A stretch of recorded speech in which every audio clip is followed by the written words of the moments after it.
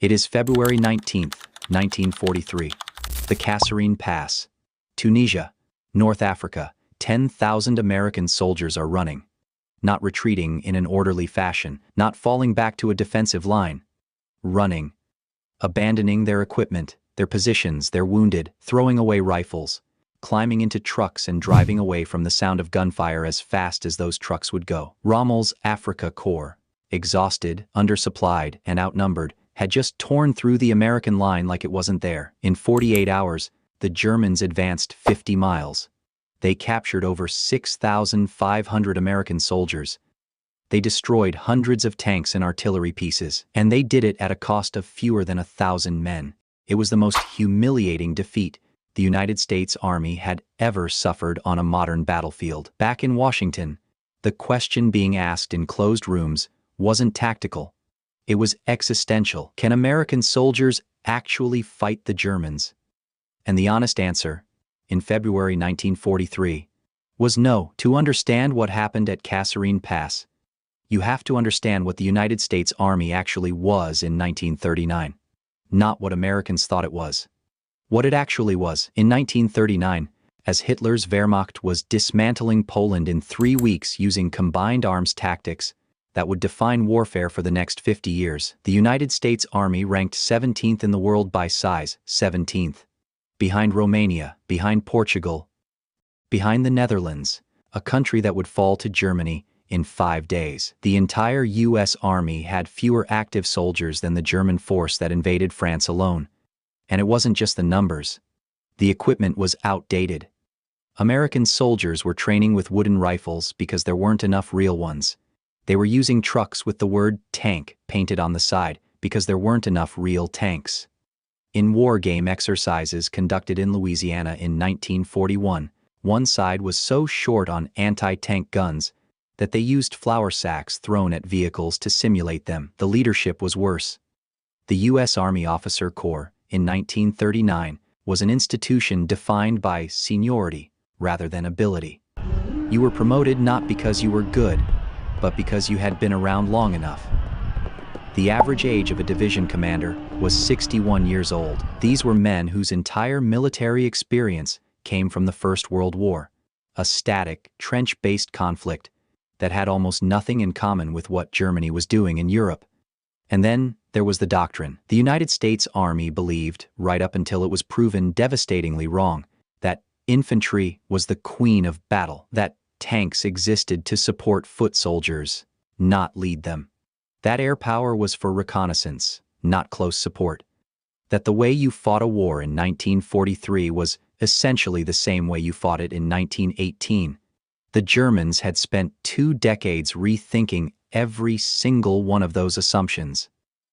What Germany had figured out, and what almost no one else had, was the concept of combined arms warfare. Tanks, infantry, artillery, and aircraft operating not as separate branches doing separate things, but as a single coordinated system where each element multiplied the effectiveness of the others. A German panzer division didn't just have tanks. It had tanks accompanied by motorized infantry riding in half-tracks, with self-propelled artillery rolling alongside, with Stuka dive bombers on call via radio, with reconnaissance aircraft feeding real-time information about enemy positions, all of it moving at the speed of the fastest element, all of it communicating continuously. When that system hit an American defensive line in North Africa, the Americans experienced something they had no training for and no answer to. The Germans moved faster than American commanders could react. By the time an American officer understood what was happening on his left flank and called for orders, the left flank had already collapsed. By the time orders came back, the situation described in those orders no longer existed. The Germans were already somewhere else. It was like trying to play chess against someone who moves 3 pieces at once. At Kasserine Pass specifically, the failures layered on top of each other in the worst possible way. The American commander in the sector, Lloyd Fredendall, was conducting the battle from a command post 70 miles behind the front line. A command post his engineers had spent 3 weeks blasting out of solid rock, while the men he was supposed to be commanding had no adequate defensive positions at all. Fredendall had scattered his forces across a 90-mile front in small isolated pockets, rather than concentrating them at key terrain. He was issuing orders in a private code that his own subordinates couldn't decipher. He was refusing to visit the front because he was, by multiple accounts, physically afraid. When Rommel's forces hit, there was no coordinated response because there was no functioning command. Every unit fought alone, and one by one, they were destroyed. The Germans swept through the pass, captured Kasserine town, and seemed poised to split the entire Allied force in Tunisia in two. They were eventually stopped, not by American military skill, but by geography, overextended supply lines, and the intervention of British forces. American soldiers didn't stop Rommel. Rommel stopped himself. And in the aftermath, as the scale of the disaster became clear, something extraordinary happened. The United States Army decided to actually fix the problem. 3 days after Kasserine Pass, Dwight Eisenhower made the most important decision of the North African campaign. He fired Lloyd Fredendall. Not quietly, not diplomatically. He relieved him of command in front of the other generals, sent him back to the United States, and replaced him with George Patton, a man whose entire personality was built around the kind of aggressive, fast-moving warfare the Germans had been practicing for years. But Eisenhower didn't stop there. He understood something that most generals at that point did not, that the problem at Kasserine wasn't just Fredendall. It wasn't just bad officers or undertrained men or inadequate equipment. It was systemic. The entire way the U.S. Army trained, organized, and thought about war was wrong, and fixing it required someone above Eisenhower's pay grade. George Marshall was the Chief of Staff of the United States Army, the highest military position in the country. And he is, by a significant margin, the most important American general you've probably never heard of. Marshall never commanded troops in combat. He never appeared in newsreels like Patton. He gave no famous speeches. But he did something more valuable than any of that. He rebuilt an entire army from scratch while it was in the middle of fighting a war. Marshall had been preparing for this moment since 1939. The moment he became Chief of Staff, he began systematically removing the old guard. Officers over 60 were retired. Officers who showed physical timidity, who wouldn't go to the front, who conducted battles from dugouts 70 miles behind the line, were relieved. Officers who were promoted by seniority rather than performance were passed over. In their place, Marshall elevated men who were in some cases 20 years younger than those they replaced. Men who had studied modern warfare. Men who had read the German manuals. Who had watched the footage from Poland and France. Who understood what combined arms warfare actually meant. The average age of a division commander dropped from 61 to 42 in less than 2 years, but the officer purge was only half of it. The other half was the training. In 1942, Marshall established the Army Ground Forces Training Command under General Leslie McNair with a specific mandate: figure out how the Germans actually fight and train American soldiers to beat it. McNair sent observers to every theater where American forces were engaged. They watched, they interviewed soldiers, they analyzed what worked and what didn't. And what they found was consistent across every engagement. American soldiers were brave. American soldiers were well equipped, better fed, and better supplied than any army in history. But American soldiers were fighting a 1918 war in a 1943 world because nobody had trained them to do anything different. The training that emerged from McNair's program was unlike anything the U.S. Army had done before. It was realistic. Live ammunition was used in exercises, casualties occurred during training, and Marshall accepted this because he understood that the alternative was more casualties in actual combat. Soldiers were trained in night operations, in urban warfare, in combined arms coordination. They practiced until tank crews and infantry understood each other's capabilities and limitations at an instinctive level. They practiced until artillery could be called in accurately, within minutes rather than hours. They practiced until radio communication wasn't something that happened when someone remembered to use it, but an automatic reflex that happened continuously. And in Tunisia, after Kasserine Pass, Patton put all of it to work.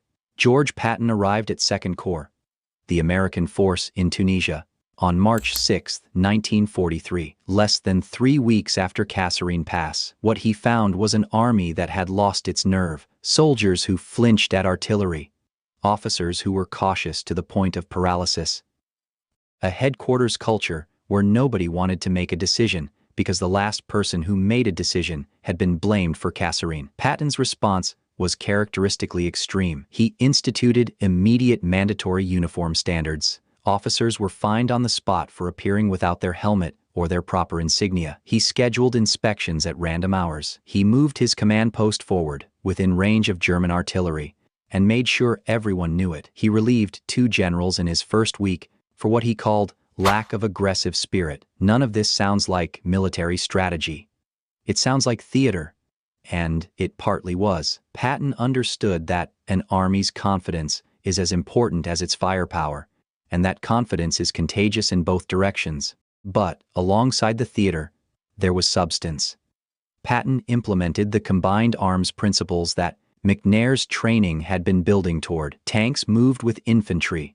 Artillery was pre-positioned for rapid support. Air and ground forces coordinated through dedicated liaison officers embedded at the front. The American way of fighting, which had been slow, compartmentalized, and reactive at Kasserine, became faster, more integrated, and more aggressive. On March 17, 11 days after Patton took command, American forces attacked at El Guetar and achieved the first significant American victory against the Wehrmacht in World War II. It wasn't a spectacular victory.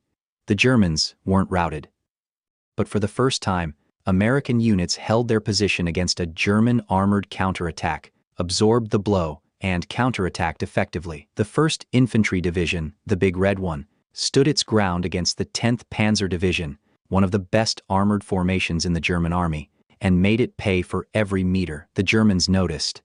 Field Marshal Albert Kesselring, the German commander in the Mediterranean theater, wrote in his post-war memoirs that, after El Guetar, the Americans had to be taken seriously as opponents. That is about as high a compliment as the German military establishment was capable of giving to anyone. By May 1943, Tunisia was over. 275,000 German and Italian soldiers surrendered, more than had been captured at Stalingrad.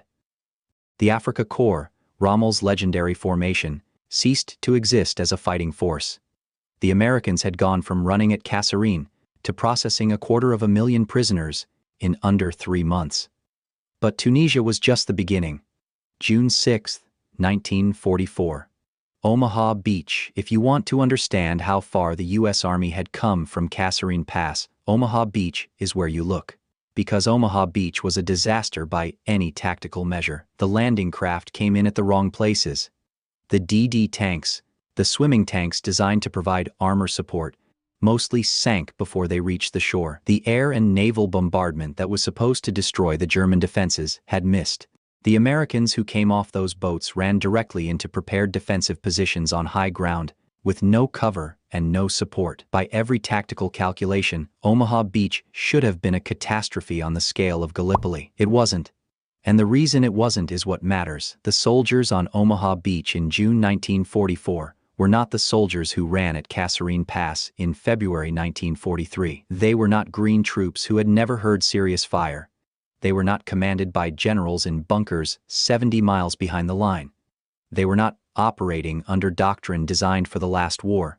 They were men who had trained under the McNair system, who had absorbed, at the instinctive level, the lesson that when you are pinned down under fire, you don't stay pinned down. You move, because movement is survival and stillness is death. Who had officers willing to stand up on a beach under machine gun fire and say, "Follow me," not because they were suicidal, but because they had been selected and trained for exactly this moment. Sergeant William Strachewski, 1st Infantry Division, described what happened when the advance stalled on Omaha.